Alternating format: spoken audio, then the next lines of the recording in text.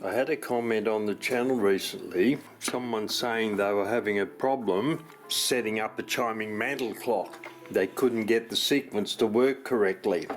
And could I put up a video and explain how it's done? And just how it happens, I happen to have one here that I picked up quite some period of time ago, and I haven't touched it yet. You can hear the gong in there, but we'll check that in a minute. The case isn't in too bad a condition, considering its age. A few marks here and there. Someone's had a crack at as we turn it round, we'll have a look at the back.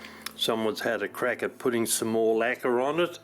And you can see by the horrible runs down there, down that side there, they didn't worry very much about the back of the case. So we'll open the back door up.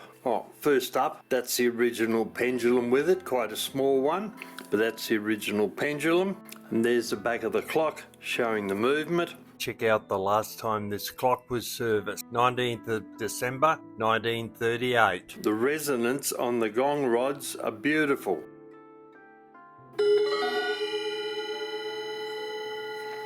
How good is that? We'll look into that further once we get inside. But looking at the back of the plate, there's no markings, names, brands or anything on it. And as we look at this piece of paper on the door here, it says that the clock is sold by McDowell's, I think it is, in Sydney. So that means that this movement here is probably a generic movement. It won't be a quality movement because quality movements are branded, and there's no brand on this that I can see. So it'll be a generic movement.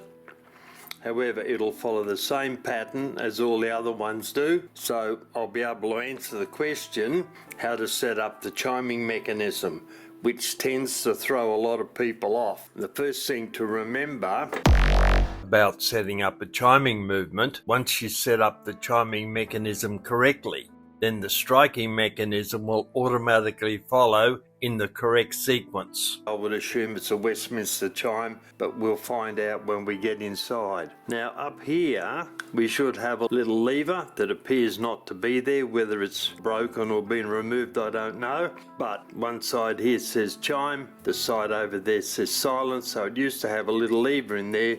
You could push that lever across at night time while you were sleeping, and you didn't have to worry about being woken up by the chime.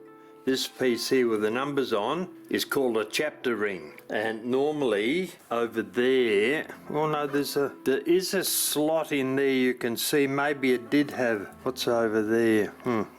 There's a little mark. By the look of that, it may well have had a glass bezel on it. It's unusual if they don't, but some didn't. But this looks like it might have had, so maybe the glass was broken or twisted and they threw it out and didn't bother leaving it on there when they sold it. Alright, that's our project now. A chiming mantle clock movement with beautiful resonance on the gongs.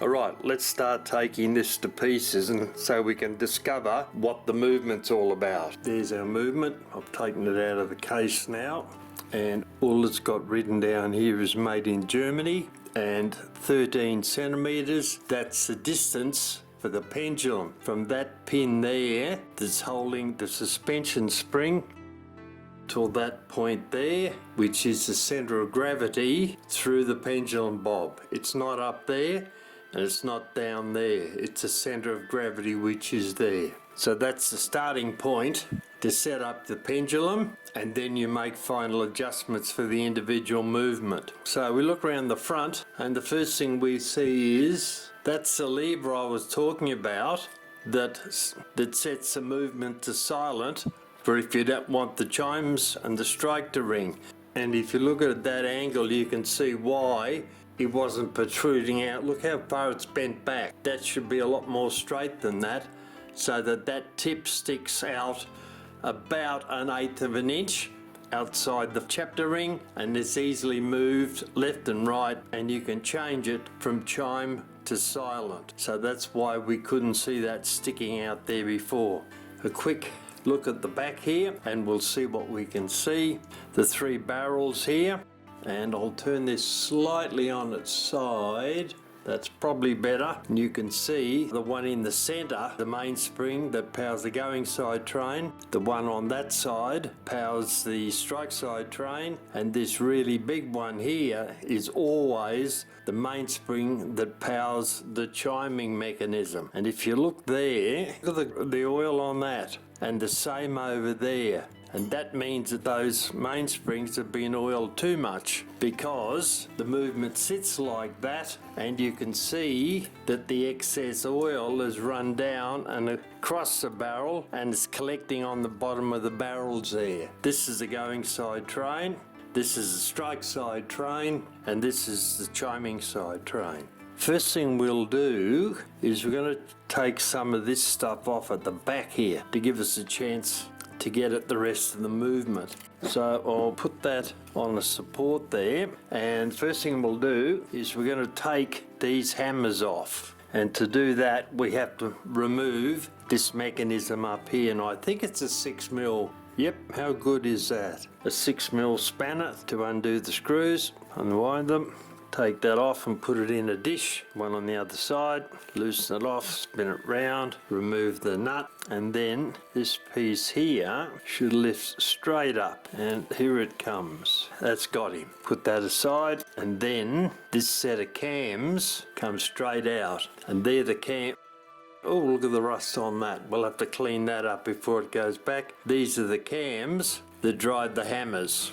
We'll clean that up before that goes back in again. All right, so now what we can do now is we can remove the hammers, and I'll take that washer off, and I think there might be another very fine one there. I'll lift these hammers up and see if that, here we go, there's the first one. Now, no, it's part of that hammer. It's not a separate washer.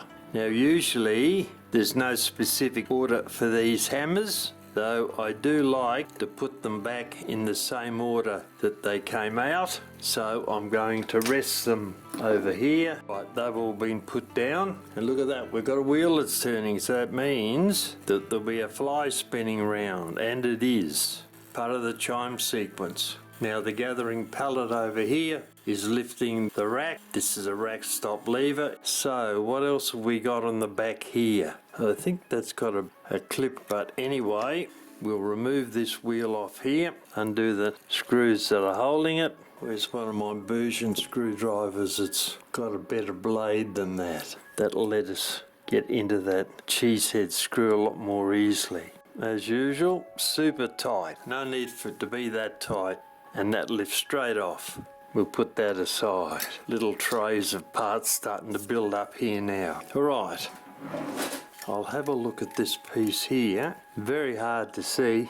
I'll have a quick look at that and see which side. I think that side. Try it with a pair of tweezers to see if we can move that over.